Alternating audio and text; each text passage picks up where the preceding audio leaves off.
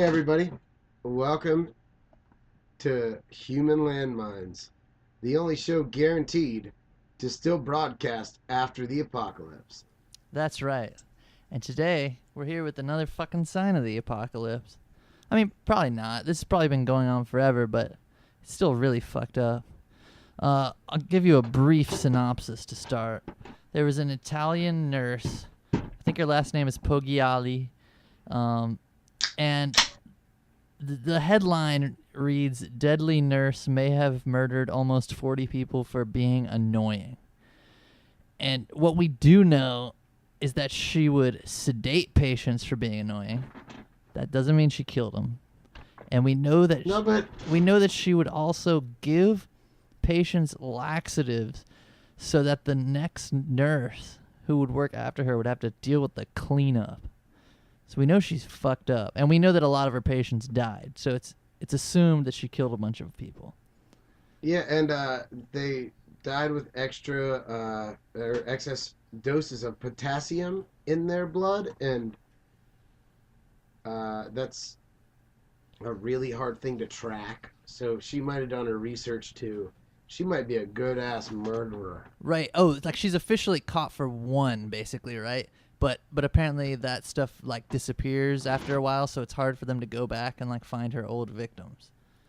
Yeah, and there's like a lot of different medical conditions like hyperkalemia that leads to non-specific symptoms. So elevated potassium just could mean that, and it like goes into cardiac arrhythmia or sudden cardiac arrest if they have that. Right. So they can't really tell, but she took a selfie with one of the bodies. Like, she was so stoked. Jesus. Like, finally killed this one today. Bing! Yeah. I relate it to like, I don't know, I was a teacher for a while, and you have like students that really upset you, and I'm sure that's like having a patient that really upsets you, and you have these terrible things cross your mind, like, I'm gonna punch this fucking student in the face. I'm fucking in a hallway alone with them, no one would ever know. It's like the worst things that cross through your mind that like you try to deny most of the time, but like it happens. You get these terrible thoughts in your head, but she actually did it. It's a bunch of times. A bunch of times.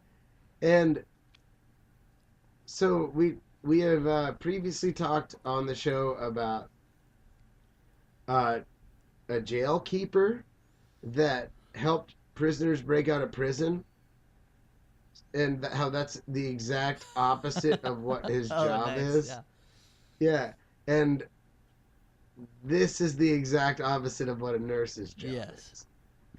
No, we also talked about a guy who worked in a hospital in Croatia who there was an anonymous tip about how he was smuggling body parts from the hospital, and the feds or whoever the organization is in Croatia kicked his door down, and he just had a bunch of different deceased people's dicks in formaldehyde jars. Right. But at least he wasn't like killing those people to harvest their dicks. Yeah, this chick's way worse. Yeah, no, they have literally no use for their dick after they're dead. And he's like, well, if no one else is going to use it, there's kids in China who wishes they had this dick and balls. I'm not going to let it go to waste. Right. No, but you know what? There is to make it an economics lesson, there is a market like inefficiency happening. Here's what it is. Right now, there's people that want to murder people. And there's also people that want to commit suicide but can't, which we've also talked about. And we need to come up with a Craigslist-type app where we match up the evil murderers with the people who want to kill themselves anyways. And then maybe we could cancel out all the terrible stuff in life. We can call it Kevorkian Ender. Yeah, we just have to leave out a vowel and write it all in lowercase. Yeah. That's an app. And you can like... Would you want this person to kill you? Yeah. Yeah, you can pick Would your you want this person style. to kill you? No way, that guy's creepy. You read their profile, look at a couple pics of them. Mm-hmm. Imagine your own death. Yeah, because even people that want to commit suicide probably are a little uncomfortable with like personally slitting their wrists. And so I have this to say about the nurse Okay, too. I'm sorry. So she was, everywhere you go, like sometimes we'd go to like a Chick-fil-A or sometimes we'd go to the post office, and you'll just have that person who you have to interact with to do your transaction at whatever business you're at. Yeah. And that day, the particular person that you get matched up with is like, you just don't get along. Right. Right. So, how many patients do you think a nurse sees a year? Oh, that's a great question. I have no idea. But there's bound to be those patients and those nurses that just don't get along. Yeah. And everybody just leaves it be. Like, one nurse might be like, oh yeah, I'm not gonna go check on him even though he rang the button. I'm gonna wait 2 minutes. Right. Right. Make him sweat it. Right. But that's what they're doing. And then the patient might be like, well, this bitch isn't coming to my button. Yeah. So I'm gonna take a dump in my pants and make her sponge bath me. That might be how they get back at each other a little bit. Right. But this woman was like killing. Yes.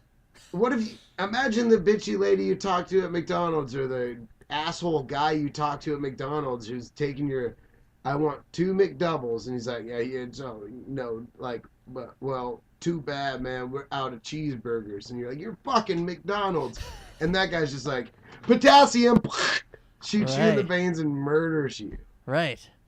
Or like, at least poisons your burger. Yeah. Yeah, it's just like everybody has terrible thoughts that cross through their mind. And most people have the fucking filter to not do it. And this bitch didn't.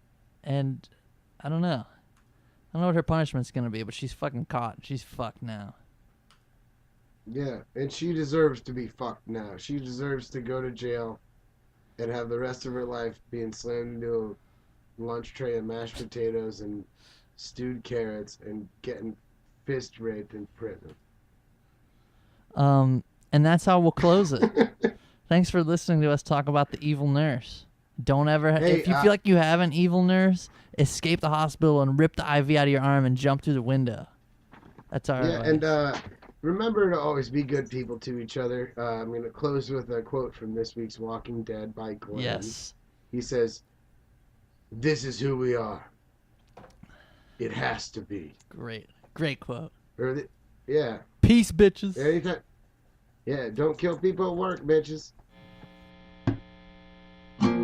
Crack that bottle, we're gonna take a trip on the inferno.